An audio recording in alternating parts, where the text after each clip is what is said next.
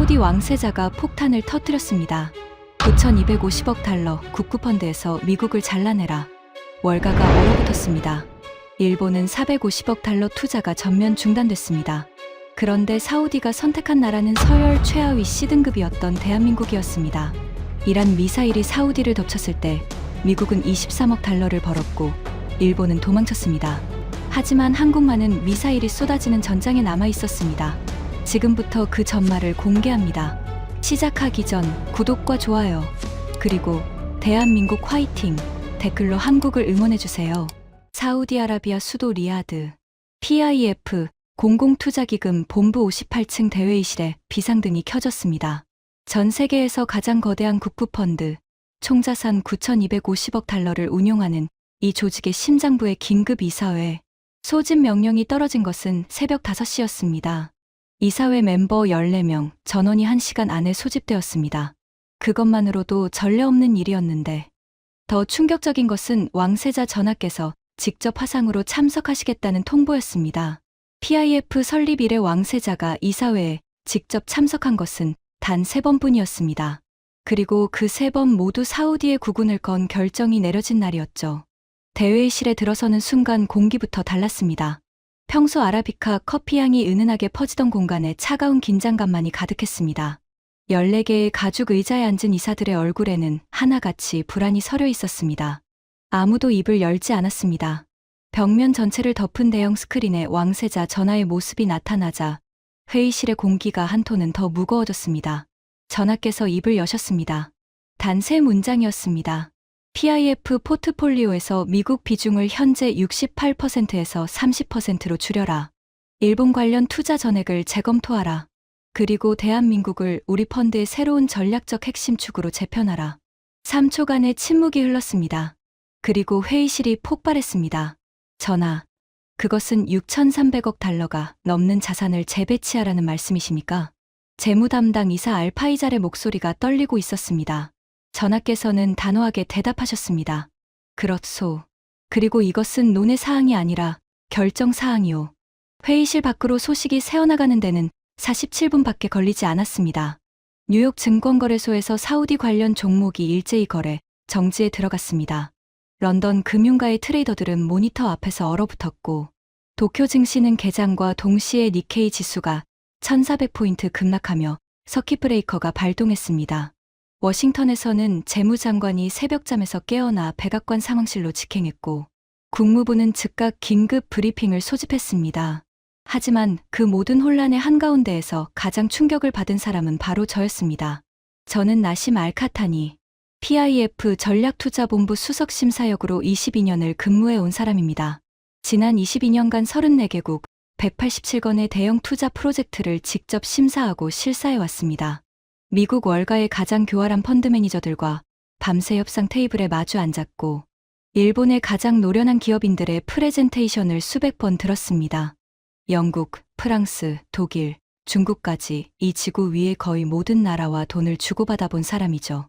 돈의 세계에서 22년을 살면 한 가지를 확실히 알게 됩니다. 사람의 진짜 얼굴은 계약서에 서명하기 전이 아니라 위기가 터진 후에 드러난다는 사실을 말입니다. 지금부터 저는 왕세자 전하께서 왜 9,250억 달러의 운명을 걸고 대한민국이라는 이름을 선택하셨는지 제가 22년간 두 눈으로 목격한 모든 진실을 여러분께 공개하려 합니다. PIF에는 공식 문서 어디에도 기록되지 않는 비밀이 하나 있었습니다. 바로 국가 신뢰 등급표였습니다.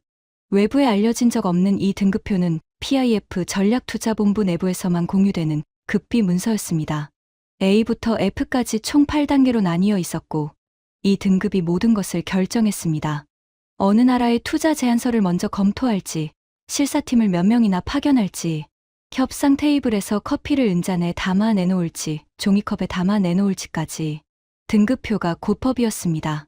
1위는 당연히 미국이었습니다. A 등급, PIF 전체 자산 9,250억 달러 중 68%에 해당하는 6,290억 달러가 미국 금융기관을 통해 운용되고 있었습니다. 골드만삭스, JP모건, 블랙록 같은 월가의 거물들이 사우디에 돈을 굴리고 있었죠. 미국 투자은행에 제안서가 들어오면 48시간 안에 1차 검토가 완료되었습니다.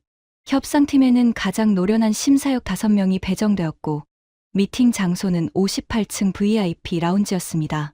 바닥부터 천장까지 통유리로 된 그 공간에서는 리야드의 스카이라인이 한눈에 내려다 보였고 접대용 커피는 예멘 모카 원두로 내린 최상급이 은잔에 담겨 나왔습니다. 2위는 영국이었습니다. A등급. 사우디 석유산업 태동기부터 금융 파트너였던 역사적 관계 덕분이었죠. 런던 시티의 금융사들은 PIF의 유럽 투자를 중개하는 핵심 통로였습니다. 3위 역시 A등급 일본이었습니다. 수소 에너지, 로봇공학, 정밀화학 분야에서 세계 최다 특허를 보유한 기술 강국. 사우디의 비전 2030 산업 다각화 전략에서 일본은 필수 불가결한 기술 파트너로 분류되어 있었습니다. 일본 기업의 제안서가 오면 72시간 안에 검토가 시작되었고 협상팀에는 기술 전문 심사역이 반드시 포함되었습니다. 그렇다면 대한민국은 어디에 있었을까요? 솔직히 말하겠습니다. 한국은 C등급이었습니다. C등급의 의미를 설명드리겠습니다. 투자 제안서가 들어오면 최소 2주 후에야 1차 검토가 시작됩니다. 협상팀에는 주니어 심사역 2명이 배정되었고 미팅 장소는 본부 건물이 아닌 별관 3층의 소회의실이었습니다. 그 방은 에어컨 바람이 직접 얼굴에 닿는 작은 공간이었고 커피는 자판기에서 뽑아 종이컵에 담겨 나왔습니다. 저희 부서 직원들 사이에서는 한국에 대한 암묵적인 인식이 있었습니다. 한국이라고? 플랜트 하청이나 깔끔하게 해주는 나라 아닌가? 건설이랑 조선은 잘하지. 근데 그게 우리랑 전략적 파트너십을 맺을 이유가 되나? 삼성 반도체. 그건 인정하지. 하지만 돈의 흐름을 설계하는 건 월가지, 삼성이 아니야. 저 역시 솔직히 그렇게 생각했습니다. 한국은 우리가 발주하는 프로젝트를 성실하게 수행하는 좋은 시공사였습니다. 하지만 시공사일 뿐이었습니다. 파트너는 아니었습니다. 한국 기업이 수주 제안서를 보내올 때마다 저는 습관적으로 말했습니다.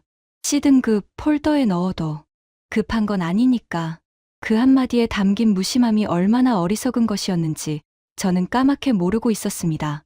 9,250억 달러의 세계에서 22년을 살면서 저는 돈의 크기가 신뢰의 크기라고 철석같이 믿고 있었으니까요. 하지만 그 믿음이 처음으로 균열을 일으킨 사건이 있었습니다. 바로 미국 월가의 A등급 파트너 제임스 콜드웰이 PIF 본부를 방문했던 날이었습니다.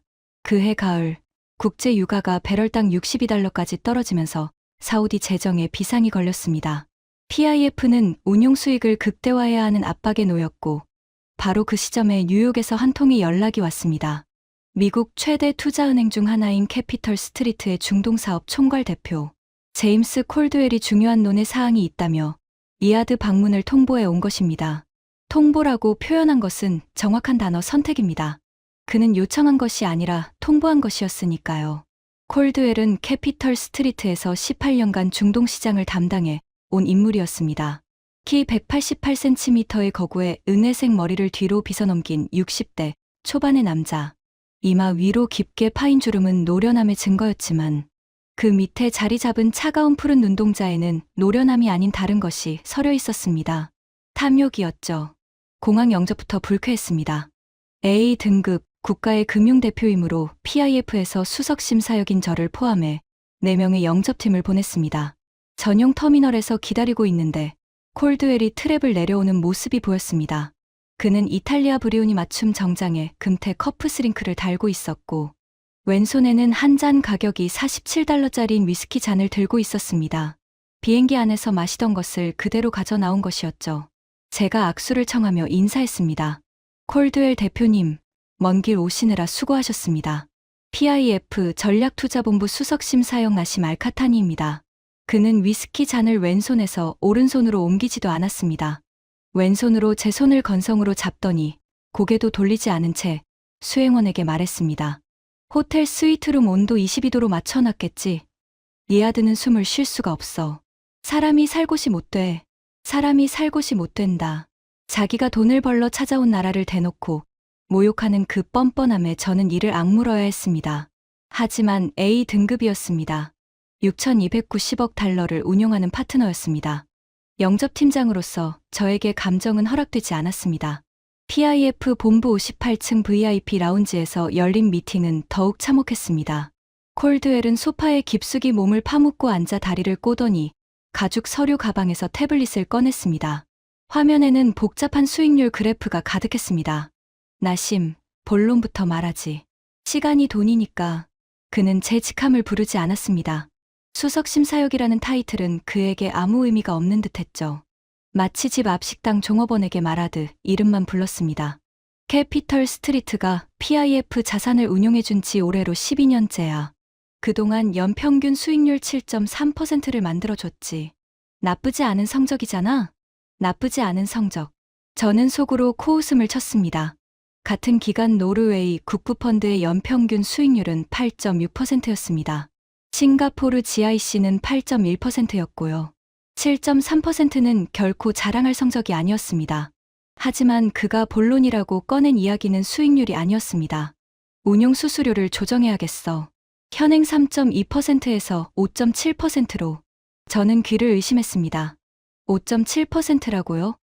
글로벌 투자은행의 평균 운용 수수료가 1.5%에서 2.5% 사이인 세계에서 5.7%는 약탈에 가까운 숫자였습니다. 6,290억 달러의 5.7%면 연간 358억 달러입니다. 그 돈이면 중소국가 하나의 1년 예산에 맞먹는 금액이었죠. 콜드웰 대표님, 현재 3.2%도 업계 평균을 크게 상회하는 수준입니다. 5.7%는 어떤 근거로 산출하신 겁니까? 근거? 간단하지. 콜드웰은 태블릿을 탁자 위에 내려놓고 두 팔을 소파 등받이에 걸치며 말했습니다. 지금 국제 유가가 바닥이잖아. 배럴당 62달러. 사우디 재정 적자가 올해만 490억 달러라며. 비전 2030 프로젝트에 돈이 급한 건 알지? 이럴 때 안정적으로 수익을 내줄 수 있는 운용사가 얼마나 되겠어. 우리가 아니면 누가 해? 그는 잠시 말을 끊었다가 입꼬리를 올리며 덧붙였습니다. 그 미소가 문제였습니다.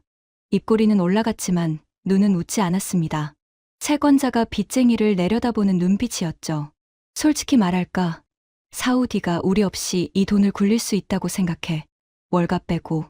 이 규모의 자산을 운용할 역량이 있는 곳이 어디야? 런던, 도쿄. 다 우리 아래야. 다른 데 갈 데 있으면 가봐. 우리는 상관없어. 다른 데 갈 데 있으면 가봐. 22년간 이 자리에서 수많은 협상을 해왔지만 그토록 노골적인 협박은 처음이었습니다. 파트너라는 이름 아래 사우디의 돈을 관리해주는 것이 아니라 사우디의 돈줄을 쥐고 흔들겠다는 선언이었으니까요. 제 오른쪽에 앉아있던 재무분석 팀장 하산의 주먹이 테이블 아래에서 하얗게 질려있는 것이 보였습니다. 왼쪽에 리스크관리 담당 아이샤는 고개를 숙인 채 입술을 꽉 깨물고 있었죠. 하지만 아무도 반박하지 못했습니다. 콜드웰이 던진 다른 데 갈 데 있으면 가봐라는 말이 잔인하지만 틀린 말은 아니었으니까요. 9,250억 달러 규모의 자산을 운용할 수 있는 인프라를 갖춘 곳은 현실적으로 뉴욕 월가밖에 없었습니다. 미팅이 끝나고 콜드웰이 자리에서 일어서며 마지막으로 한마디를 던졌습니다. 아, 그리고 하나 더. 수수료 조정건. 다음 주 금요일까지 회신 안 주면 우리도 다른 옵션을 고려해야 할 거야. 카타르 투자청에서 요즘 러브콜이 꽤 오거든. 카타르. 사우디와 불과 몇 해 전까지 외교 단절 상태였던 걸프만의 라이벌이었습니다. 우리의 경쟁국에 우리의 운용 노하우를 넘기겠다는 암묵적인 위협이었죠. 콜드웰이 VIP 라운지를 나서는 순간 저는 그의 뒷모습을 바라보며 치가 떨리는 것을 느꼈습니다. 이탈리아 맞춤 정장 자락이 흔들리며 복도로 사라지는 그 거만한 실루엣. 대리석 바닥을 찍는 구두 소리가 마치 사우디의 자존심을 짓밟는 발소리처럼 울렸습니다. 그날 밤 저는 사무실에 홀로 남아 창밖의 리야드 야경을 내려다보며 생각했습니다. 이것이 A등급의 진짜 얼굴인가? 6,290억 달러를 맡겨놓으면 파트너가 되는 것이 아니라 인질이 되는 것인가? 돈의 크기가 곧 신뢰의 크기라는 내 22년의 믿음은 대체 무엇이었던 건가? 하지만 그때까지만 해도 저는 인정하지 않으려 했습니다. 월가가 아니면 대안이 없다고 불쾌하지만 현실적으로 A등급을 줄 수밖에 없다고 스스로를 납득시키려 했습니다. 그런데 운명은 저의 그 비겁한 타협을 용납하지 않았습니다. 콜드웰이 리야드를 떠난 지 정확히 열흘 뒤, 제 책상 위에 한 장의 투자 제안서가 올라왔기 때문입니다. 발신처를 확인한 저는 습관적으로 한숨을 내쉬며 중얼거렸습니다. 또 한국이네. C등급 폴더에 넣어둬. 하지만 석 달 뒤 이란의 미사일이 사우디의 하늘을 갈랐을 때 A등급, 미국과 A등급, 일본, 그리고 C등급 한국의 진짜 얼굴이 가장 잔혹하고도 선명한 방식으로 드러나게 되었습니다.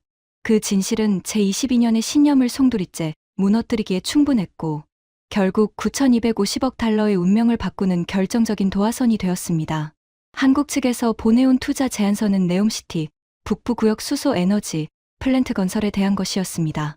270억 달러 규모의 프로젝트. 한국의 수소기술 기업 컨소시엄이 설계부터 건설, 운영까지 일괄 수행하겠다는 내용이었죠. 솔직히 관심이 없었습니다. 수소 플랜트 건설은 이미 일본 미쓰이 컨소시엄과 450억 달러 규모의 합작, 투자 계약을 체결해 놓은 상태였습니다.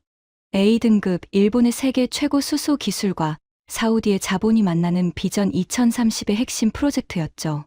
한국의 제안서는 사실상 이미 닫힌 문을 두드리는 것이나 다름없었습니다. 하지만 규정상 C등급이라도 공식 제안서가 접수되면 최소한의 실사는 진행해야 했습니다. 저는 주니어 심사역 2명에게 형식적인 현장 방문을 지시했습니다. 그런데 공교롭게도 같은 주에 일본 미쓰이 컨소시엄의 네옴시티 현장 실사도 예정되어 있었습니다. 일정이 겹친 김에 저는 두 곳을 동시에 방문하기로 했습니다. A등급과 C등급의 차이를 직접 확인하는 것도 나쁘지 않겠다는 생각이었죠. 리야드에서 네옴시티 건설 현장까지는 경비행기로 2시간 거리였습니다. 사막 한가운데 펼쳐진 공사 현장에 내려서자 섭씨 49도의 열기가 폐를 찌르듯 밀려들었습니다. 바닥에 모래알이 군화 사이로 스며드는 것이 느껴졌고 햇볕에 달궈진 공기는 숨을 쉴 때마다 목구멍을 태우는 것 같았습니다. 먼저 일본 미쓰이 컨소시엄의 구역을 방문했습니다. 현장 사무소가 있는 프리페브 건물에 도착하니 입구에 일본어와 영어로 쓰인 안내판이 깔끔하게 부착되어 있었습니다. 건물 안은 에어컨이 빵빵하게 가동되고 있었고 일본인 기술진 사무실과 사우디 현지 노동자, 대기실은 별도의 건물로 분리되어 있었습니다. 일본 측 현장 대표 야나기 토시히로가 마중을 나왔습니다. 깔끔한 와이셔츠에 넥타이를 메고 있었는데 49도 사막 한가운데서 넥타이를 맨 사람은 그가 유일했습니다. 악수는 정중했지만 눈동자는 계산기처럼 차갑게 돌아가고 있었습니다. 알카타니 수석심사형님, 멀리서 오셨는데 먼저 브리핑룸에서 프레젠테이션을 보시죠. 브리핑룸은 최신 프로젝터와 대형 스크린이 설치된 쾌적한 공간이었습니다. 야나기는 능숙한 영어로 프레젠테이션을 진행했습니다. 수소 분리막 기술의 효율성, 공정 타임라인, 품질 관리 시스템. 흠잡을 데 없는 완벽한 발표였죠. 하지만 한 가지 의문이 들었습니다. 야나기 대표, 프레젠테이션 잘 봤습니다. 그런데 현장은 언제 보여주실 겁니까? 야나기의 표정이 미세하게 굳었습니다. 현장이요? 지금 바깥 기온이 49도입니다. 안전 규정상 기술진이 직사광선에 노출되는 것을 자제하고 있습니다. 실시간 모니터링 시스템으로 이 방에서 모든 공정을 확인할 수 있으니까요. 모니터로 현장을 봅니다. 프레젠테이션 자료로 기술을 설명합니다. 에어컨이 쌩쌩 돌아가는 사무실에서 커피를 마시며 사막을 내려다봅니다. 완벽했습니다. 너무 완벽해서 오히려 불편할 정도로. 점심시간이 되자 야나기는 저를 현장 내 식당으로 안내했습니다. 그런데 식당이 2개였습니다. 일본인 기술진 전용 식당과 사우디 현지 노동자 식당. 일본인 식당에는 도시락 스타일의 정갈한 일식이 제공되고 있었고 에어컨과 공기청정기가 가동되고 있었습니다. 사우디 노동자 식당은 텐트 구조물 아래 선풍기 3대가 돌아가고 있었고 대형 알루미늄 쟁반에 담긴 단체 급식이 나오고 있었습니다. 야나기가 당연하다는 듯이 말했습니다. 이쪽으로 오시죠. 저희 식당은 위생관리가 철저합니다. 저는 사우디 노동자들이 땀에 젖은 작업복 차림으로 줄지어 배식을 받는 모습을 잠깐 쳐다보다가 야나기를 따라 일본인 식당으로 들어갔습니다. 그때는 그것이 당연하다고 생각했습니다. 등급이 다르면 대우가 다른 것이 세상의 이치였으니까요. 오후에 한국 컨소시엄의 구역을 방문했습니다. C등급 실사였으므로 기대도 긴장도 없었습니다. 형식적으로 한 바퀴 둘러보고 보고서 한 장 써내면 끝일 거라고 생각했죠. 한국 측 현장 사무소에 도착했을 때 첫 번째로 눈에 들어온 것은 안내판이었습니다. 한국어, 아랍어, 영어 3가지 언어로 적혀 있었습니다. 아랍어가 가장 위에, 그것도 가장 큰 글씨로 적혀 있다는 사실에 눈이 갔습니다. 일본 쪽에서는 아랍어 안내판을 본 기억이 없었거든요. 현장 대표 강태원 소장이 마중을 나왔습니다. 키 175cm의 중간 체격, 반팔 작업 셔츠에 안전 조끼를 걸치고 있었고 안전모 아래로 햇볕에 그을린 얼굴이 보였습니다. 이마에는 땀방울이 맺혀 있었습니다. 그 사람은 에어컨 사무실에 앉아 있다가 나온 것이 아니라 밖에서 일을 하다가 달려온 것이 분명했습니다. 그런데 강 소장이 제게 다가오며 한 행동에 저는 눈이 커졌습니다. 그는 아랍어로 인사를 건넨 것입니다. 아살라무 알라이쿰. 이 더운 날씨에 먼 길을 와주셔서 정말 감사합니다.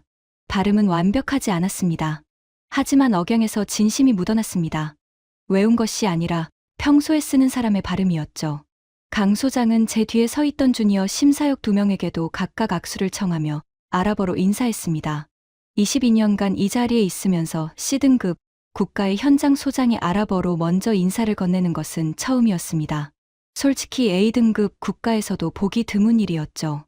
강 소장이 현장을 안내하겠다며 앞장섰습니다. 에어컨 사무실이 아니라 49도 한낮의 사막으로 말입니다.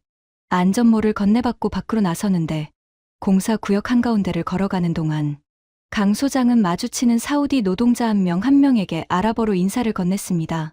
이름을 불렀습니다. 무함마드, 오늘 허리는 좀 괜찮아. 압둘라, 어제 아들 졸업식 잘 다녀왔어? 오마르, 점심 먹었어? 안 먹었으면 같이 가자. 사우디 노동자들이 환하게 웃으며 강 소장에게 대답했습니다. 몇몇은 서투른 한국어로 감사합니다. 소장님이라고 말하기도 했죠. 저는 걸음을 멈추고 그 광경을 지켜보았습니다. 심장 어딘가에서 아주 작은 바늘로 찌르는 것 같은 느낌이 들었습니다. 점심시간이 되었을 때 강 소장이 저를 식당으로 안내했습니다. 식당은 하나였습니다. 한국인 기술진과 사우디 노동자가 같은 줄에 서서 같은 밥을 받아 같은 테이블에 앉아 먹고 있었습니다. 메뉴는 한국식 카레와 아랍식 카브사가 나란히 놓여 있었고 한국인 엔지니어가 사우디 노동자에게 김치를 건네며 뭔가를 설명하고 있었습니다. 사우디 노동자는 김치를 한 입 먹더니 얼굴을 찡그리다가 웃음을 터뜨렸습니다. 강 소장이 아무렇지 않다는 듯 말했습니다. 같이 드시죠. 오늘 카레가 좀 맵긴 한데 맛있습니다. 저는 한국인 엔지니어와 사우디 노동자 사이에 끼어 앉아 같은 카레를 먹었습니다.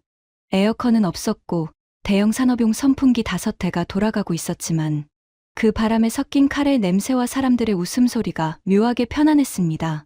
밥을 먹는 동안 옆자리에 한국인 엔지니어가 사우디 노동자에게 스마트폰 화면을 보여주고 있었습니다. 한국어 교육 앱이었습니다.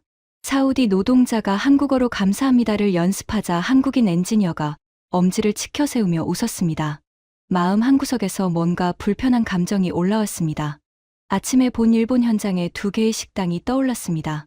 에어컨이 빵빵한 일본인 전용 식당과 선풍기 3대가 전부인 사우디 노동자 식당. 그리고 지금 눈앞에 펼쳐진 한국 현장의 하나뿐인 식당. 하지만 저는 그 감정을 떨쳐냈습니다. 밥을 같이 먹는다고 등급이 바뀌는 것은 아니라고. 미스이의 수소 분리막 특허 342건과 비교하면 식당 하나의 온정 따위는 아무런 투자 가치가 없다고. 저는 스스로에게 그렇게 말하며 C등급 폴더에 한국의 실사 보고서를 넣었습니다. 점수는 가감없이 기계적으로 매겼습니다. 기술 경쟁력 B-, 재무 건전성 B, 현장 관리 A, 총합 B, C등급 유지. 현장 관리 항목에만 유독 A를 준 제 손끝이 미세하게 떨렸지만 저는 그것을 사막의 열기 탓으로 돌렸습니다. 석 달 뒤 제가 가장 두려워하던 악몽이 현실이 되었습니다. 이란 혁명수비대 소속 공격 드론 18기와 순항미사일 7발이 사우디 동부 해안의 석유시설과 네옴시티 인근 산업 인프라를 동시에 타격한 것입니다. 새벽 3시 리야드 왕궁의 지하 상황실에 비상등이 켜졌고 PIF 본부에도 즉각 비상 소집 명령이 떨어졌습니다. 사우디 하루 석유 생산량의 절반에 해당하는 570만 배럴의 생산이 한순간에 중단되었고 국제 유가는 개장과 동시에 배럴당 67달러가 폭등하며 세계 경제를 공포의 도가니로 밀어넣었습니다. 하지만 석유 시설 피격보다 더 긴급한 것은 네옴시티였습니다. 미사일 2발이 네옴시티 북부 구역 인근에 착탄했고 450억 달러짜리 일본 미스이 합작 프로젝트의 핵심인 수소 분리막 시험동 외벽에 균열이 발생했습니다. 대형 크레인 3기가 포갑으로 전도되었고 건설 현장 전체의 검은 연기 기둥이 치솟았습니다. 추가 공격 가능성이 90%를 넘는다는 군 정보가 동시에 들어왔습니다. PIF 비상 상황실로 달려간 저는 대형 스크린에 뜬 위성 사진을 보며 숨이 멎는 것 같았습니다. 리야드 시내에서는 방공 사이렌이 울렸고 시민들은 물과 식량을 사재기하기 위해 마트로 몰려들고 있었습니다. 첫 번째 충격은 일본에서 왔습니다. 공격이 시작된 지 4시간 만에 미쓰이 컨소시엄의 야나기 현장 대표로부터 공식 통보가 들어왔습니다. 현재 군사적 위협이 지속되는 상황에서 당사 기술진의 안전을 보장할 수 없다고 판단하였습니다. 계약서 제14조 불가항력 면책 조항에 의거하여 기술진 전원의 긴급 철수를 통보합니다. 제14조 불가항력 면책. 야나기는 미사일이 떨어지기도 전부터 계약서의 면책 조항을 이미 체크해두고 있었던 것입니다. 1시간 뒤 미쓰이 기술진 전원이 네옴시티를 떠나 이하드행 특별기에 탑승했다는 확인이 들어왔습니다. 한 명도 남김없이 먼지 한 톨도 묻히지 않은 깨끗한 옷차림으로. 하지만 치명적인 문제가 있었습니다.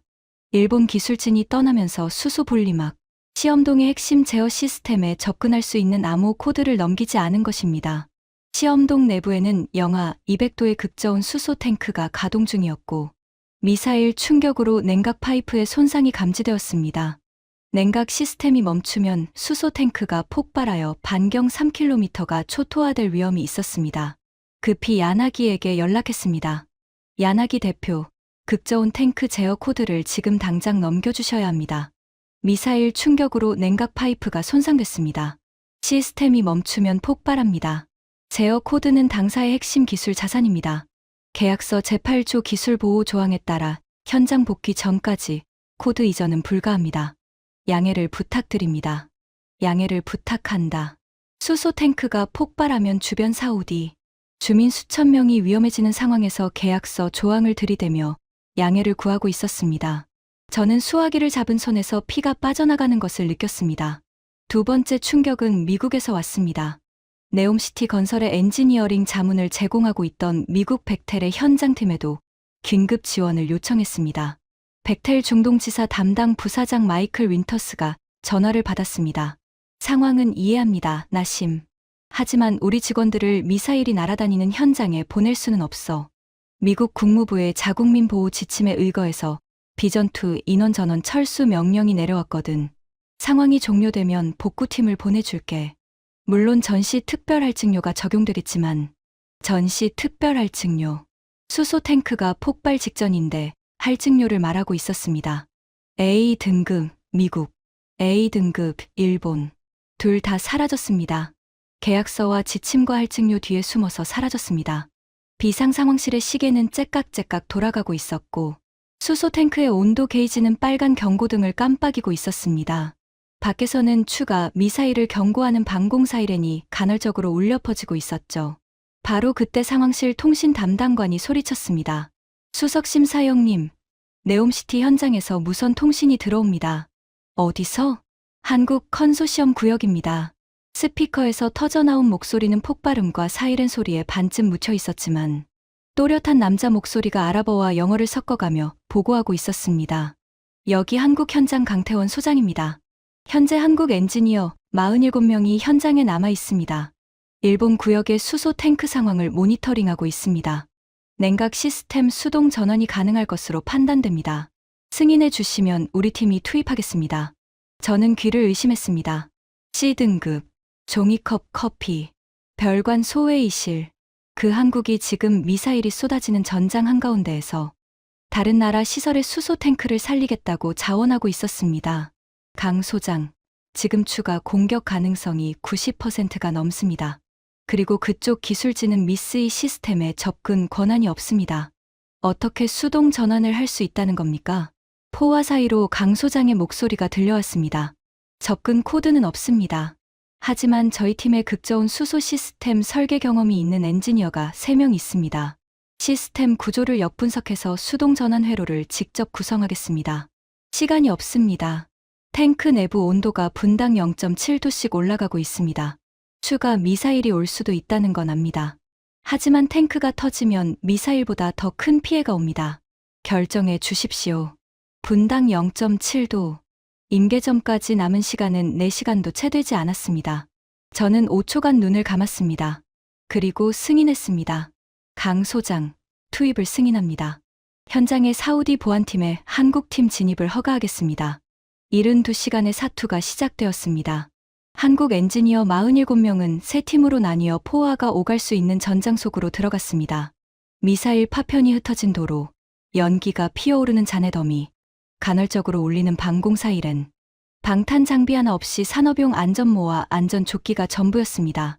첫 번째 팀이 수소 탱크 제어실에 도착하기까지 걸린 시간은 50분. 평소 같으면 차로 3분 거리였습니다. 미사일 충격으로 도로가 파손되고 잔해가 가로막혀 차량이 움직일 수 없었기에 47명 전원이 걸어갔습니다.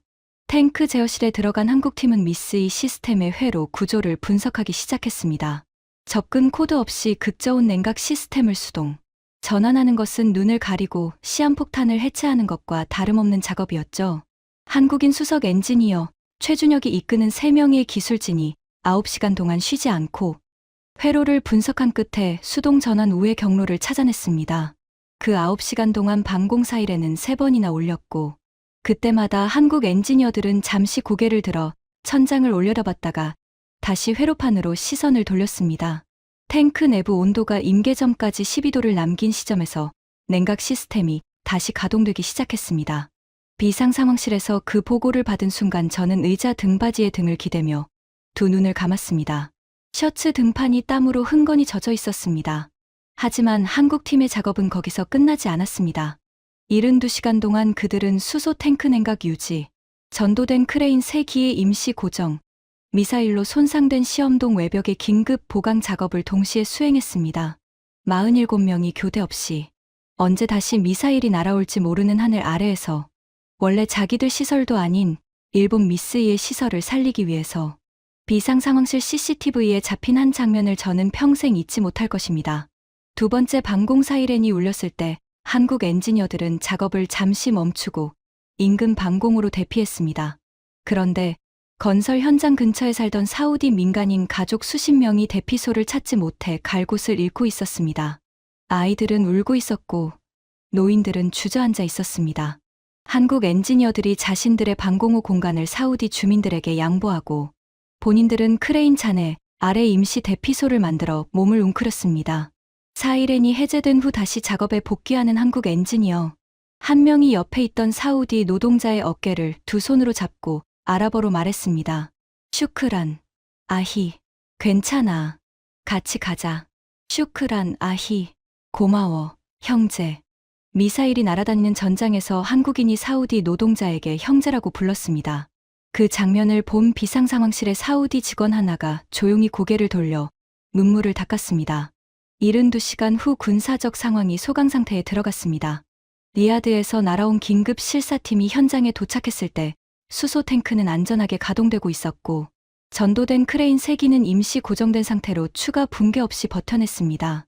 한국팀 47명 전원이 탈진 상태였습니다. 3명은 탈수 증세로 현장 의무실에서 수액을 맡고 있었고 강태원 소장은 72시간 동안 한 번도 앉지 않아 무릎 인대에 염증이 생긴 상태였습니다. 그의 안전모에는 콘크리트 분진이 켜켜이 쌓여 있었고 안전조끼에는 기름때와 먼지가 범벅이 되어 있었습니다.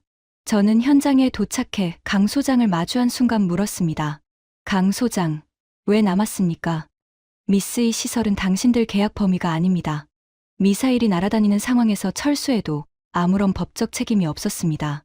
강 소장은 피곤에 찌든 얼굴로 웃으며 대답했습니다. 알카타니 수석님, 탱크가 터지면 우리 구역에도 피해가 오는 건 맞습니다. 하지만 솔직히 그게 이유는 아닙니다. 그럼 뭡니까? 옆에서 위험한 상황이 벌어지고 있는데 계약서에 우리 담당이 아니라고 적혀 있으니까 모른 척하는 건 저희가 배운 게 아닙니다.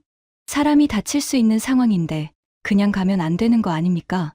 사람이 다칠 수 있는데 그냥 가면 안 되는 거 아닙니까? 저는 대답하지 못했습니다. 목구멍이 뜨거워지는 것을 느끼며 그저 고개만 끄덕였습니다. 돌아오는 경비행기 안에서 저는 창밖의 사막을 내려다보며 처음으로 등급표에 의문을 품었습니다. A등급이 계약서 뒤에 숨어 도망칠 때 C등급이 미사일이 날아다니는 전장에서 목숨을 걸고 남았다. 이 등급표는 대체 무엇을 기준으로 매겨진 것인가? 하지만 저는 여전히 인정하지 않으려 했습니다. 감동적인 에피소드 하나로 $450억 기술 파트너십이 흔들려서는 안 된다고. 72시간의 미담으로 등급을 바꾸는 것은 감정적인 판단이라고. 저는 그때까지도 숫자가 전부라고 믿고 있었습니다. 하지만 그 숫자의 세계에서 가장 잔인한 배신이 벌어지고 있었다는 사실을 저는 까맣게 모르고 있었습니다. 이란 공격에 충격이 채 가시기도 전에 PIF 리스크 관리팀의 아이샤가 저를 급히 찾아왔습니다. 그녀의 얼굴은 새하얗게 질려 있었고 손에 들린 태블릿 화면이 미세하게 떨리고 있었습니다. 수석님, 이것 좀 보셔야 합니다. 아이샤가 보여준 것은 국제금융거래 모니터링 시스템의 데이터였습니다. 이란 미사일이 사우디를 타격한 바로 그 시각, 뉴욕 장외시장에서 사우디 관련 종목들에 대한 대규모 공매도 주문이 일제히 들어가기 시작했습니다. 사우디 아람코 주식 공매도 12억 달러, 사우디 국영전력회사 SEC 공매도 4억 2천만 달러, 비전 2030 관련 인프라 종목 공매도 6억 8천만 달러, 총 23억 달러 규모의 공매도, 그리고 그 공매도를 실행한 주체를 역추적한 결과가 저를 의자에서 벌떡 일어나게 만들었습니다. 캐피털 스트리트, 골드만 파트너스, 허드슨 밸리 캐피털, 세 곳 모두 뉴욕 월가의 투자은행이었습니다. 그리고 세 곳 모두 PIF의 자산을 위탁 운용하고 있는 A등급 파트너사였습니다. 저는 눈앞이 깜깜해지는 것을 느꼈습니다. 아이샤, 이게 맞나? 다시 확인해봤나? 3번 확인했습니다. 거래 시각, 주문 경로, 실행 계좌까지 전부 대조했습니다. 틀림없습니다. 그것이 의미하는 바는 명확했습니다. 사우디의 돈을 관리해주는 월가의 A 파트너들이 사우디가 미사일 공격을 받는 순간 그 공격으로 돈을 번 것입니다. 그들은 PIF 내부 채널을 통해 네옴시티 피해 상황을 실시간으로 전달받고 있었습니다. 파트너사로서 리스크 모니터링 권한이 있었으니까요. 그 정보를 이용해 사우디 주가가 폭락할 것을 예측하고 공매도를 쳤습니다. 미사일이 사우디 국민의 머리 위로 떨어지고 있을 때 우리의 돈을 관리하는 파트너가 우리의 피로 23억 달러를 벌어들였습니다. 특히 캐피털 스트리트는 단독으로 12억 달러의 공매도 수익을 거뒀습니다.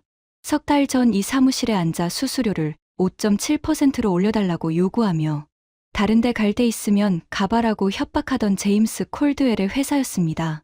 저는 즉시 콜드웰에게 전화를 걸었습니다. 콜드웰, 설명이 필요합니다. 이란 공격 당일 캐피털 스트리트가 사우디 관련 종목 12억 달러 규모의 공매도를 실행한 것으로 확인되었습니다. PIF 파트너사로서 내부 정보를 이용한 거래가 아닙니까? 전화 너머 콜드웰의 목소리는 태연했습니다. 소름이 끼칠 정도로 태연했죠. 나심, 그건 PIF 자산 운용과 별개의 자체 트레이딩 데스크 거래야. 우리 내부에 차이니스 월이 작동하고 있어. 법적으로 아무 문제 없어. 법적 문제가 아니라 도의적 문제를 말하는 겁니다.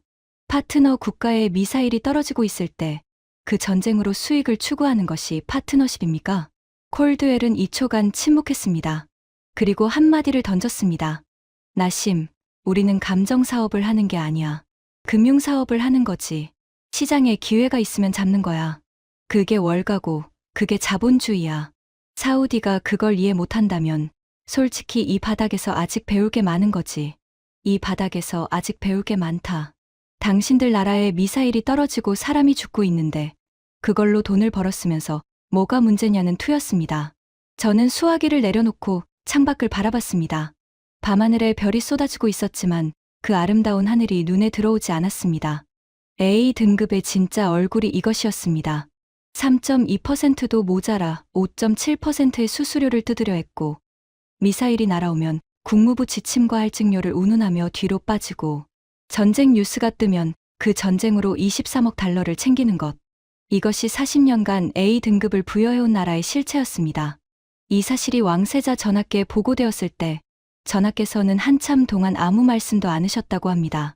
보고를 마친 정보관이 물러나려 하자 전하께서 낮지만 서늘한 목소리로 말씀하셨습니다. 캐피털 스트리트, 골드만 파트너스, 허드슨 밸리 세 곳 모두 PIF 위탁 운용 계약 재검토에 들어가라. 40년 만에 처음으로 A등급 파트너사에 대한 계약 재검토 지시가 떨어진 것입니다. 하지만 월가의 배신은 시작에 불과했습니다. 그보다 훨씬 더 교활하고 훨씬 더 계획적인 배신이 A등급, 일본에서 터지고 있었으니까요. 이란 공격 복구가 한창이던 어느 날 PIF 기술감사팀으로부터 긴급 보고가 올라왔습니다.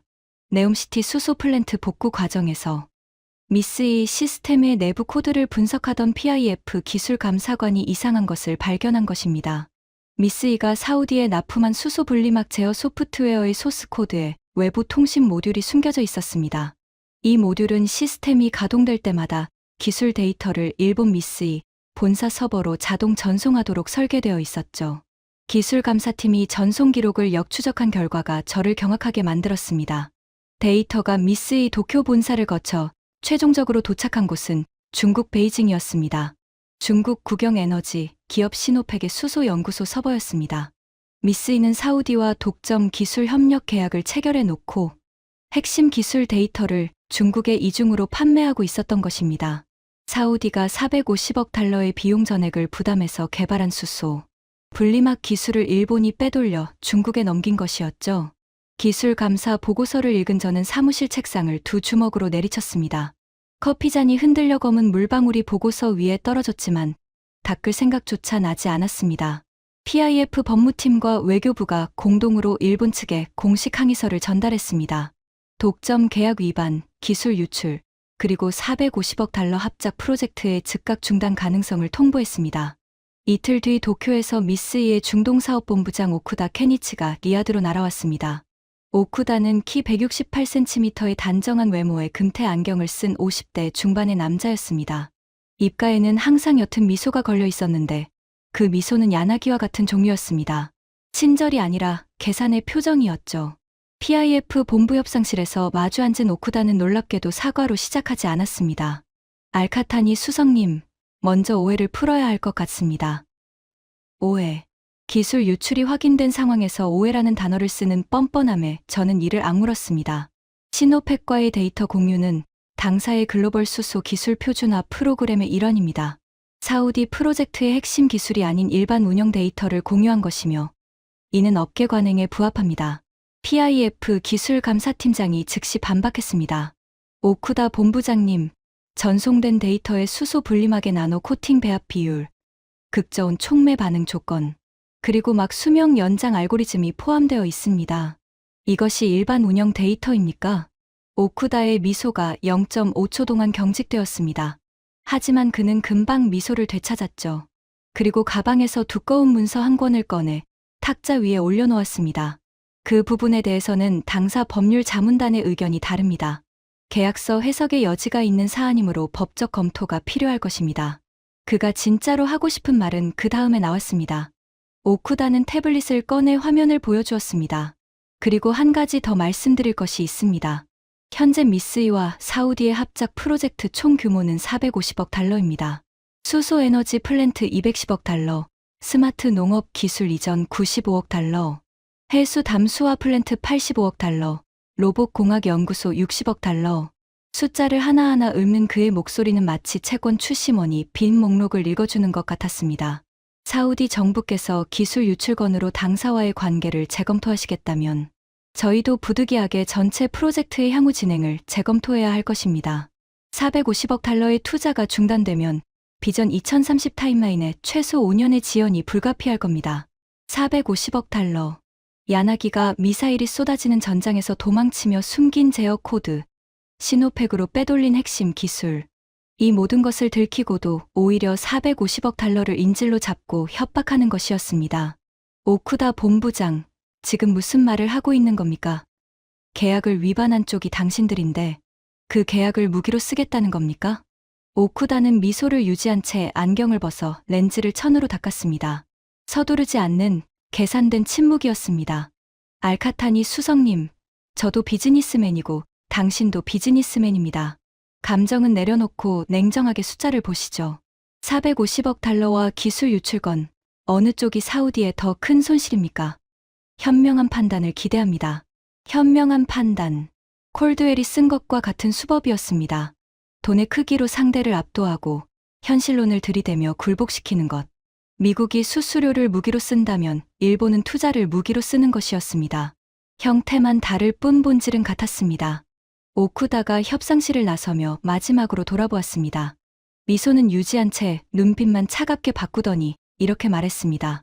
아, 참. 한 가지만 더요. 최근 한국과 사우디의 관계가 가까워지고 있다는 소식을 듣고 있습니다. 나쁘지 않은 일이죠. 하지만 솔직히 말씀드리자면 한국은 겉은 번지르르하지만 기술의 깊이가 부족한 나라입니다. 감동적인 에피소드로 전략적 판단을 흐리시면 곤란할 겁니다. 수소 기술의 핵심 특허 342건을 보유한 곳은 한국이 아니라 저희입니다. 그건 전장에서 72시간 버틴다고 바뀌는 것이 아니거든요. 겉은 번지르르하지만 기술의 깊이가 부족한 나라. 미사일이 쏟아지는 전장에서 자기들이 버리고 간 수소 탱크를 살린 사람들에 대한 평가가 그것이었습니다. 오쿠다가 나간 뒤 협상실에 남은 PIF 직원들의 얼굴에는 분노와 좌절이 엇갈리고 있었습니다. 기술 감사팀장이 이를 악물며 말했습니다. 수석님, 저 자들은 기술을 빼돌려놓고 오히려 우리를 협박하고 있습니다. 알고 있어. 그런데 450억 달러를 포기할 수 있으니까. 비전 2030 전체 타임라인이 틀어집니다. 저도 그게 문제였습니다. 분노는 끌어올랐지만 450억 달러라는 숫자는 냉혹한 현실이었습니다. 그날 밤 사무실에 혼자 앉아 등급표를 꺼내 들고 일본의 A등급 칸을 한참이나 들여다봤습니다. A등급, 기술 강국, 신뢰할 수 있는 파트너, 독점 계약을 맺어놓고 기술을 빼돌려 중국에 팔고 들키면 450억 달러로 협박하는 나라가 A등급이었습니다. 미사일이 떨어지면 계약서 조항을 들이밀고 도망치고 돌아와서는 72시간 버틴 한국을 기술의 깊이가 부족하다고 깎아내리는 나라가 A등급이었습니다. 일본의 450억 달러 협박이 PIF 내부를 뒤흔들고 있을 때 예상치 못한 곳에서 연락이 왔습니다. 한국이었습니다. 이란 공격 복구 이후 한국수소에너지 기업의 김도연 대표가 긴급 화상회의를 요청해 왔습니다.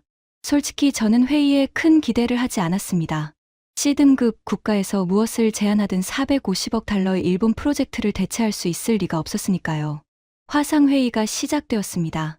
화면에 나타난 김도연 대표는 40대 후반의 마른 체격의 검은 뿔테 안경을 쓴 남자였습니다. 화려한 프레젠테이션 슬라이드도 없었고 세련된 비즈니스 정장도 아니었습니다. 평범한 남색 와이셔츠 차림의 배경은 그냥 사무실 회의실이었죠. 콜드웰의 이탈리아 맞춤 정장이나 오쿠다의 금태 안경과는 사뭇 달랐습니다. 김 대표가 첫 마디부터 제 예상을 깨뜨렸습니다. 알카타니 수석님, 이란 공격으로 많은 피해를 입으셨다고 들었습니다. 먼저 사우디 국민분들께 위로의 말씀을 드립니다. 그리고 네옴시티 수소 플랜트 기술 유출건에 대해서도 들었습니다. 사우디 측의 입장에서 매우 유감스러운 일이라 말씀드립니다. 그는 자기 회사의 기술을 팔기 위해 전화를 건 것이 아니었습니다. 우리의 상황을 걱정하는 말로 시작한 것입니다. 저희가 보유한 수소 기술 관련 현황을 솔직하게 말씀드리겠습니다. 수소 분리막 관련 핵심 특허는 저희가 현재 127건을 보유하고 있습니다. 일본 미쓰이의 342건에 비하면 절대적 숫자는 적습니다. 자기 약점부터 솔직하게 말하는 비즈니스맨은 처음이었습니다. 보통은 자기 기술이 세계 최고라고 과장하기 바쁜데 김 대표는 상대방의 숫자를 정확히 인용하며 자신의 부족함을 인정하고 있었습니다.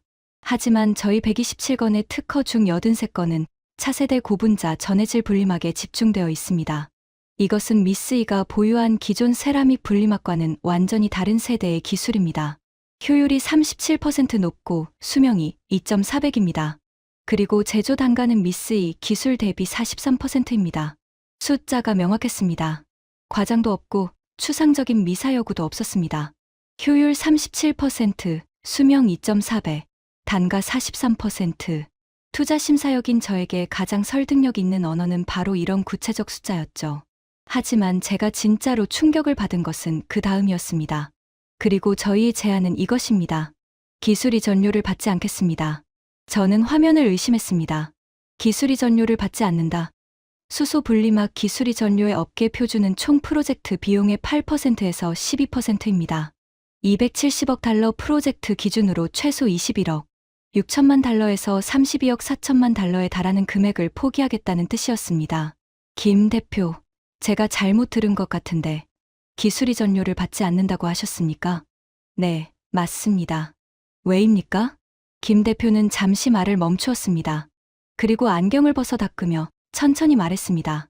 오쿠다가 안경을 닦을 때에 계산된 침묵과는 전혀 다른 진심을 정리하는 침묵이었습니다. 알카타니 수석님, 기술이 전료를 안 받는 것이 저희에게 손해가 아니냐고 물으신다면 맞습니다. 단기적으로는 분명 손해입니다. 하지만 저는 사업을 할 때 한 가지 원칙이 있습니다. 파트너가 어려울 때 도움을 주면 그것은 거래가 아니라 관계가 됩니다. 거래는 계약이 끝나면 사라지지만 관계는 세대를 넘어서 이어집니다. 거래가 아니라 관계, 계약이 아니라 세대를 넘어서는 신뢰. 22년간 투자의 세계에 살면서 한 번도 들어보지 못한 논리였습니다. 그리고 하나 더 있습니다. 기술이 전료 대신 저희가 원하는 것은 사우디 엔지니어 580명을 18개월간 한국 울산과 대전의 연구소에서 무상으로 교육시키는 것입니다. 사우디가 앞으로 어떤 나라의 기술에도 종속되지 않도록 자체 역량을 갖추시길 바랍니다. 더 이상 누군가의 제어 코드에 목을 매지 않으셔도 되게 말입니다. 누군가의 제어 코드에 목을 매지 않으셔도 되게. 그 한마디가 이란 공격의 밤을 관통했습니다. 야나기가 제어 코드를 넘기지 않아 수소 탱크가 폭발할 뻔했던 그 절박한 순간. 한국은 그 사건의 본질을 정확히 이해하고 있었습니다. 기술 종속이 문제라는 것을. 그리고 그 해답이 기술을 파는 것이 아니라 기술을 가르치는 것이라는 결론에 도달한 것입니다. 김 대표, 마지막으로 하나만 물어봐도 되겠습니까? 네, 말씀하시죠. 왜 한국입니까? 한국이 이렇게까지 사우디에 호의적인 이유가 무엇입니까? 미국처럼 군사 동맹도 아니고 일본처럼 역사적 경제 파트너도 아닌데 대체 무엇을 원하시는 겁니까? 김 대표는 화면 너머에서 웃었습니다. 인위적이지 않은 편안한 웃음이었습니다. 수석님, 한국은 전쟁으로 폐허가 된 나라입니다. 세계에서 가장 가난한 나라 중 하나였죠. 그때 우리를 도와준 나라들이 있었습니다. 대가를 바라지 않고요. 그 은혜를 저희는 아직 기억하고 있습니다. 누군가가 어려울 때 도움을 주는 것, 그건 한국 사람들에게는 특별한 일이 아닙니다. 당연한 일입니다. 저희가 사우디에 원하는 것은 하나뿐입니다. 좋은 파트너가 되어주시면 됩니다. 그냥 그것뿐입니다. 좋은 파트너. 콜드웰은 다른 데 갈 데 있으면 가봐라고 했습니다. 오쿠다는 현명한 판단을 기대한다고 했습니다. 그런데 김도연은 좋은 파트너가 되어달라고 했습니다. 화상회의가 끝난 뒤 저는 한참 동안 꺼진 화면을 멍하니 바라보았습니다. 양손을 깍지 끼고 이마를 짚은 채 눈을 감았습니다. 22년의 기억이 주마등처럼 스쳐 지나갔습니다. 콜드웰의 위스키 잔, 다른 데 갈 데 있으면 가봐라는 협박, 23억 달러의 공매도, 야나기의 넥타이, 2개의 식당, 제어 코드를 숨긴 채 도망친 뒷모습, 오쿠다의 금태 안경, 기술을 빼돌려놓고 450억 달러로 협박하던 차가운 미소, 그리고 강태원의 먼지투성이 안전조끼, 사우디 노동자 이름을 부르며 건넨 인사, 미사일이 쏟아지는 전장에서의 72시간, 김도연의 남색 와이셔츠, 기술이 전료 면제, 580명 무상 교육, 좋은 파트너가 되어주시면 됩니다. A등급은 우리의 돈을 가져갔고 A등급은 우리의 기술을 가져갔습니다. 하지만 C등급은 우리에게 남았습니다. 아무것도 가져가지 않고 오히려 자기 것을 내어주면서 저는 서랍에서 등급표를 꺼냈습니다. 한국 칸에 적힌 C등급이라는 글씨가 22년 만에 처음으로 부끄럽게 느껴졌습니다. 그날 밤 저는 PIF 본부 58층 사무실에 홀로 남아 있었습니다. 리야드의 야경이 통유리 너머로 보석처럼 펼쳐져 있었지만 그 아름다운 풍경이 눈에 들어오지 않았습니다. 책상 위에는 22년치 투자 심사 보고서 파일이 벽돌처럼 쌓여 있었습니다. 저는 서랍에서 등급표를 꺼냈습니다. 금색 잉크로 인쇄된 두꺼운 양피지. PIF 전략투자본부의 창설 때부터 내려온 이 문서는 22년간 한 번도 의심받은 적이 없는 절대적 기준이었습니다. 미국 A, 영국 A, 일본 A, 독일 B, 프랑스 B, 한국 C. 저는 한 나라씩 기억을 더듬기 시작했습니다.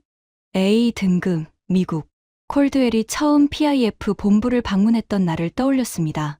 위스키 잔을 들고 트랩을 내려오며 제 악수를 무시하던 그 거만한 뒷모습.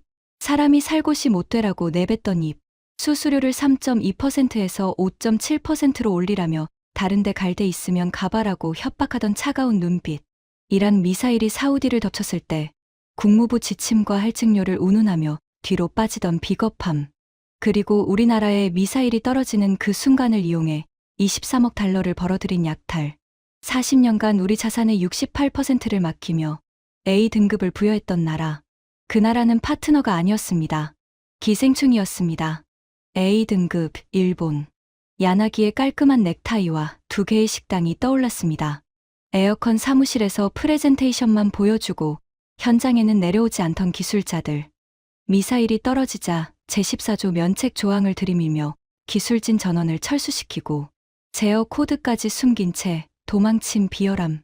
독점 계약을 맺어놓고 핵심 기술을 중국에 이중으로 판매한 배신.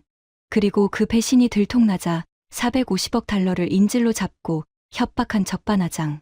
한국을 겉만 번지르르한 나라라고 깎아내리던 오쿠다의 금태 안경, 너머 차가운 눈동자. 그리고 C등급 한국. 강태원 소장이 아랍어로 건넨 첫 인사가 떠올랐습니다. 사우디 노동자 한 명 한 명의 이름을 부르며 안부를 물었던 목소리. 하나뿐인 식당에서 같은 밥을 먹으며 김치를 나누던 풍경. 미사일이 쏟아지는 전장에서 자기 시설도 아닌 일본 수소 탱크를 살리기 위해 72시간을 버틴 47명의 엔지니어들. 방공호를 사우디 주민들에게 양보하고 크레인 잔해 아래 몸을 웅크렸던 그 젊은 한국인들. 사이렌이 해제된 뒤 사우디 노동자의 어깨를 잡고 슈크란 아히, 고마워, 형제라고 말하던 그 목소리. 김도연 대표의 남색 와이셔츠와 편안한 웃음이 떠올랐습니다.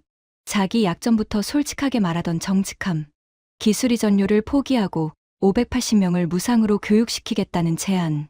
더 이상 누군가의 제어 코드에 목을 매지 않으셔도 되게 좋은 파트너가 되어주시면 됩니다. 그냥 그것뿐입니다. 저는 등급표 위에 두 손을 올려놓았습니다. 양피지의 거친 질감이 손바닥에 닿았습니다.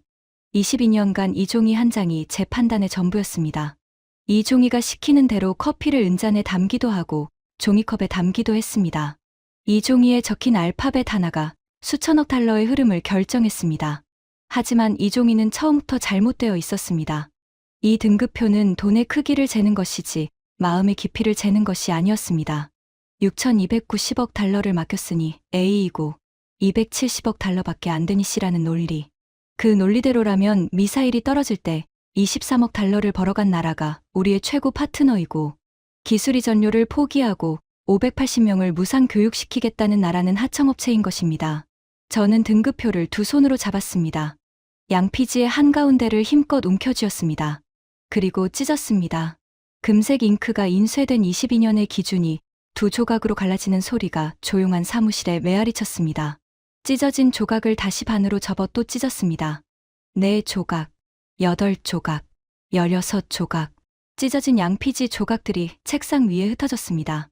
금색 잉크의 A와 C가 뒤섞여 의미를 잃어버렸습니다. 등급이 사라진 그 조각들 위로 제 눈에서 뜨거운 것이 한 방울 떨어졌습니다.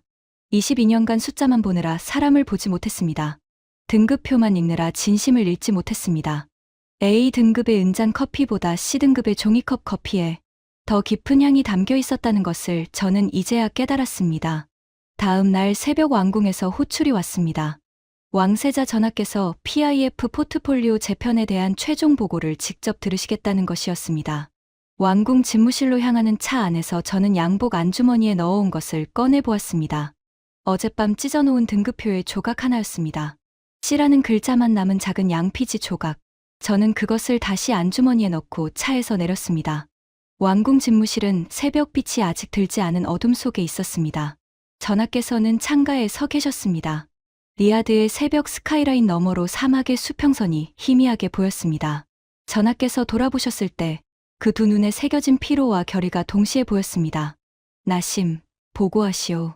저는 자세를 바로잡고 22년간 이 왕궁에서 이 나라의 돈을 지키기 위해 쌓아온 모든 기억을 꺼내기 시작했습니다.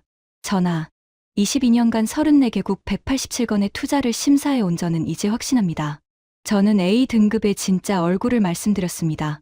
수수료를 5.7%로 올리라며 다른 데 갈 데 있으면 가보라고 협박하던 콜드웰의 오만함을.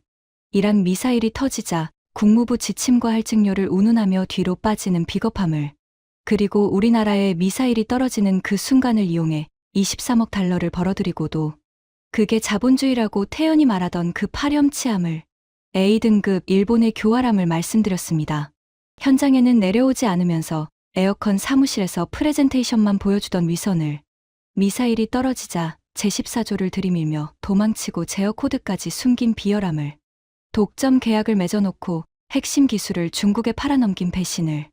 그 배신이 들통나자 450억 달러로 협박하며 현명한 판단을 기대한다고 비웃던 적반하장을 전장에서 72시간 버틴 한국을 겉만 번지르르한 나라라고 깎아내리던 그 독이 묻은 미소를, 그리고 C등급 한국의 진짜 모습을 말씀드렸습니다. 아랍어로 먼저 인사를 건네던 강 소장의 목소리를, 사우디 노동자의 이름을 하나하나 기억하며 안부를 묻던 그 진심을, 하나뿐인 식당에서 같은 밥을 먹던 풍경을, 미사일이 쏟아지는 전장에서 남의 나라 시설을 살리기 위해 72시간을 버틴 47명의 엔지니어를, 방공호를 사우디 주민들에게 양보하고 크레인 잔해 아래 몸을 웅크렸던 그 젊은이들을, 사이렌이 해제된 뒤 사우디 노동자에게 고마워 형제라고 말하던 그 목소리를, 기술 이전료를 포기하겠다는 김도연 대표의 제안을, 580명을 18개월간 무상으로 교육시키겠다는 약속을, 더 이상 누군가의 제어 코드에 목을 매지 않으셔도 된다는 그 한마디에 담긴 배려를, 좋은 파트너가 되어주시면 됩니다. 그냥 그것뿐입니다. 라는 말에 담긴 진심을. 보고를 이어가는 동안 제 목소리는 여러 번 갈라졌습니다. 22년간 가슴 깊이 쌓여있던 기억들이 무너진 댐처럼 쏟아져 나왔습니다. 전하, 22년간 저는 등급표에 갇혀 있었습니다. 돈의 크기가 신뢰의 크기라고 믿었습니다. 6,290억 달러를 맡기면 충성스러운 파트너가 되고 270억 달러밖에 거래하지 않으면 하청업체라고 판단했습니다. 하지만 저는 틀렸습니다. 완전히 틀렸습니다. 저는 안주머니에서 찢어진 등급표 조각을 꺼냈습니다. C라는 글자만 남은 작은 양피지 조각을. 진짜 등급은 수수료율이 아니라 미사일이 떨어질 때 누가 남아있느냐로 결정되는 것이었습니다. 진짜 파트너는 우리의 전쟁으로 돈을 버는 나라가 아니라 기술을 가르쳐주겠다고 나서는 나라였습니다. 진짜 신뢰는 계약서의 조항이 아니라 식당 하나에서 같은 밥을 먹는 것에서 시작되는 것이었습니다. 진무씨의 깊은 침묵이 흘렀습니다. 벽에 걸린 시계의 초침 소리만이 새벽의 고요를 채웠습니다. 왕세자 전하께서 두 눈을 천천히 감으셨습니다. 창밖으로 리야드의 새벽 하늘이 검은 빛에서 진홍빛으로 서서히 물들고 있었습니다. 사막 위로 떠오르는 태양의 첫 빗줄기가 집무실 바닥에 금빛 선을 그었습니다. 전하께서 눈을 뜨셨습니다. 그 눈동자 속에서 번개처럼 번뜩이는 결의를 저는 분명히 보았습니다. 나심, 수고했소. 전하께서 비서실장을 불러 내리신 명령은 PIF 역사상 전례가 없는 것이었습니다. 첫째, PIF 포트폴리오에서 미국 비중을 68%에서 30%로 줄여라. 캐피털 스트리트, 골드만 파트너스, 허드슨밸리 세 곳과의 위탁 운용 계약을 즉각 해지하라. 둘째, 일본 미쓰이와의 450억 달러 합작 프로젝트를 전면 재검토하라. 기술 유출건에 대한 국제 중재를 청구하라. 셋째, 대한민국의 PIF 역사상 최초의 S등급을 부여하라. 한국과의 수소 에너지 프로젝트를 비전 2030의 최우선 전략 사업으로 격상하라. 넷째, 오늘 오후 전 세계 언론에 이 결정을 공표하라. S등급, PIF 71년 역사에서 단 한 번도 부여된 적 없는 등급이었습니다. A보다 위에 존재한 적 없던 새로운 칸을 만들어서 대한민국이라는 이름을 새겨 넣으라는 명령이었습니다. 그날 오후 PIF 본부 프레스센터에서 열린 기자회견은 전 세계를 뒤흔들었습니다. 왕세자 전하의 선언이 끝나자마자 뉴욕 증시가 요동쳤고 도쿄 니케이 지수는 1400포인트 급락하며 서킷 브레이커가 발동했습니다. 워싱턴에서는 대통령이 직접 왕세자에게 전화를 걸었습니다. 무함마드, 이것은 양국 관계에 심각한 결과를 초래할 것이오. 즉각 철회하시오. 전하께서는 조용히 대답하셨습니다. 대통령 각하, 미국이 우리나라에 미사일이 떨어질 때 23억 달러를 벌고 있을 때 한국은 그 미사일 아래에서 우리 곁에 남아 있었습니다. 미국이 수수료를 올리라며 협박할 때 한국은 기술 이전료를 포기하겠다고 했습니다. 돈으로 살 수 없는 것이 세상에 있다는 것을 미국도 배워야 할 때입니다. 좋은 밤 되십시오. 그리고 전하께서는 전화를 끊으셨습니다. 비서실의 공기가 얼어붙었지만 전하의 표정에는 단 한 점의 흔들림도 없었습니다. 기자회견의 여파가 전 세계를 강타하고 있을 때 저는 텅 빈 58층 사무실에 홀로 앉아 있었습니다. 책상 위에는 찢어진 등급표의 조각들이 흩어져 있었고 창밖에는 리야드의 야경이 보석처럼 빛나고 있었습니다. 양복 주머니에서 C라는 글자가 적힌 조각을 다시 꺼냈습니다. 이제 이 글자는 아무 의미가 없었습니다. C등급이라서 종이컵에 커피를 담았던 시절은 끝났습니다. 하지만 저는 깨달았습니다. 처음부터 은잔이냐, 종이컵이냐가 중요한 것이 아니었다는 것을. 종이컵에 담긴 커피라도 진심으로 건네면 그것이 세상에서 가장 귀한 커피가 됩니다. 은잔에 담긴 커피라도 협박과 함께 건네면 그것은 독이 됩니다. 22년간 저는 은잔의 세계에 살았습니다. 하지만 종이컵 하나가 9,250억 달러의 흐름을 바꿨습니다. 계약서가 아니라 진심이, 수수료가 아니라 존중이, 면책 조항이 아니라 72시간의 헌신이 세계에서 가장 거대한 국부펀드의 방향을 돌려놓았습니다. 여러분, 지금까지 PIF에서 22년을 보낸 한 투자 심사역의 고백을 들어주셨습니다. 대한민국의 위대함은 투자 제안서의 숫자에 있지 않았습니다.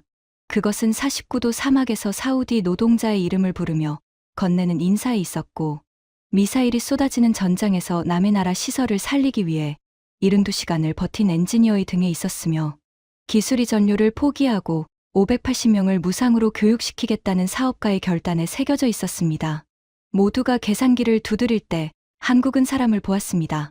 모두가 도망칠 때 한국은 남았습니다. 모두가 빼앗아 갈 때 한국은 내어주었습니다. 그리고 9,250억 달러의 세계가 마침내 깨달았습니다. 돈으로 살 수 없는 것이 세상에서 가장 비싼 것이라는 사실을.